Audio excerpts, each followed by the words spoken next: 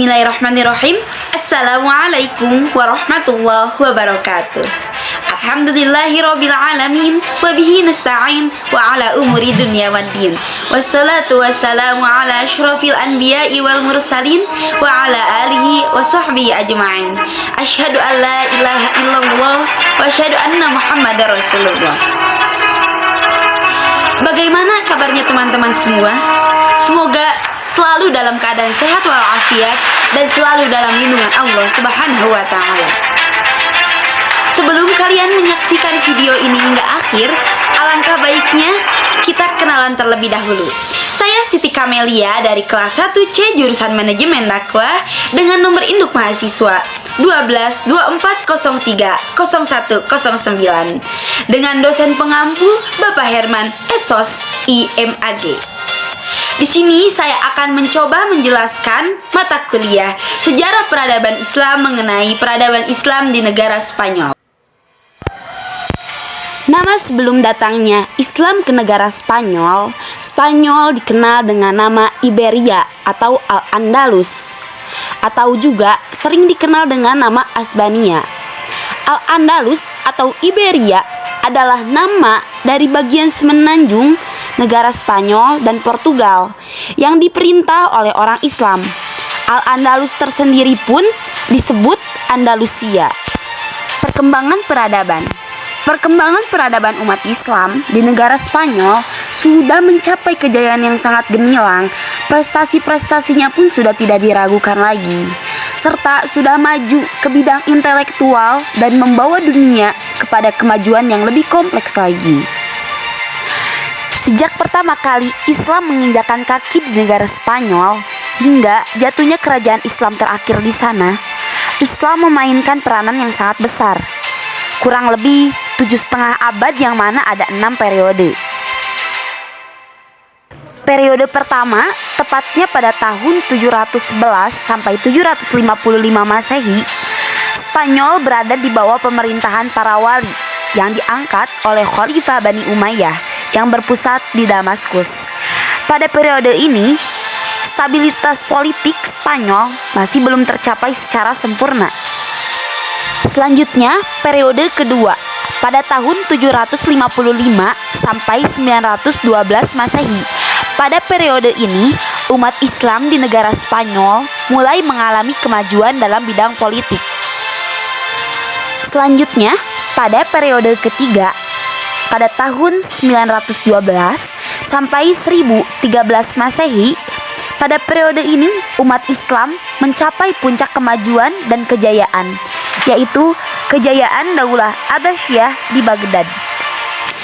Selanjutnya periode keempat pada tahun 13 sampai 1086 Masehi. Pada periode ini negara Spanyol terpecah belah lebih dari 30 negara kecil di bawah pemerintahan raja-raja golongan. Pada masa itu, Islam mengalami masa pertikaian internal.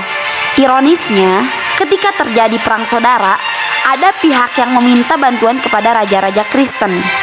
Karena lihat keremahan dan kekacauan Islam, maka untuk pertama kalinya orang-orang Kristen mengambil inisiatif melakukan peperangan. Pada periode kelima, tepatnya tahun 1086 sampai 1248 Masehi, pada periode ini berpecah dalam beberapa negara, tetapi mendapat satu kekuatan yang dominan, di mana Islam masa itu dibantu oleh dua dinasti, yaitu dinasti Murabitun dan dinasti Muwahhidun. Selanjutnya periode terakhir, yaitu periode ke-6 pada tahun 1248 Masehi sampai 1492 Masehi. Pada periode ini, Islam mulai mengalami keruntuhan. Awalnya dimulai dari adanya konflik dan perselisihan untuk merebut kekuasaan.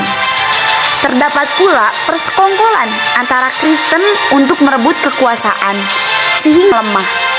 Melihat peluang itu pula, kerajaan Kristen mulai menyerang sehingga merebut kerajaan. Disitulah Islam mulai melemah. Dengan demikian berakhirlah kerajaan Islam di negara Spanyol. Kemajuan intelektual.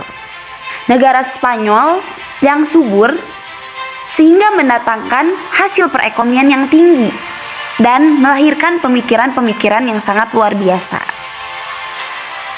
Bukan hanya didukung oleh negaranya yang subur, tetapi orang-orangnya pun mendukung untuk kemajuan intelektual ini.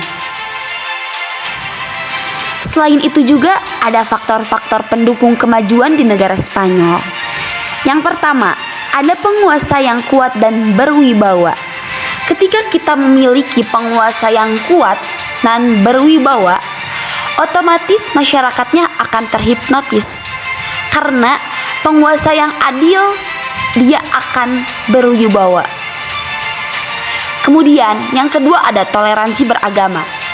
Ketika kita menghargai agama yang lain, otomatis agama itu pun akan menghargai agama kita. Dan apapun yang akan kita tuangkan, ide-ide yang akan kita keluarkan, mereka akan setuju. Di negara Spanyol pun ada 7 masyarakat majemuk. Yang pertama komunitas Arab yang terdiri dari utara dan selatan. Kemudian ada Almohaladun, yaitu orang-orang Spanyol yang masuk Islam. Selanjutnya ada masyarakat Barbar, yaitu umat Islam yang berasal dari Afrika Utara. Ada Al-Sokolibah, yaitu tentara bayaran yang dijual Jerman kepada penguasa Islam. Selanjutnya ada masyarakat Yahudi, ada Kristen Muzareb yaitu Kristen yang berbudaya Arab. Dan selanjutnya ada Kristen yang masih menentang Islam. Kemudian ada perkembangan intelektual. Perkembangan intelektual ada dari berbagai bidang. Yang pertama ada dari bidang filsafat, musik, tasawuf, tafsir, bahasa dan sastra, ada dari fikih, perkembangan pendidikan, perkembangan arsitektur bangunan, dan yang terakhir ada di bidang sains. Selanjutnya ada penyebab dan kehancuran di negara Spanyol. Yang pertama ada konflik Islam dan Kristen.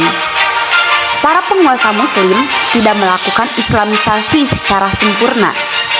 Mereka nampaknya merasa puas dengan hanya menagih upeti dari kerajaan-kerajaan Kristen. Taklukannya dan membiarkan mereka mempertahankan hukum dan adat mereka.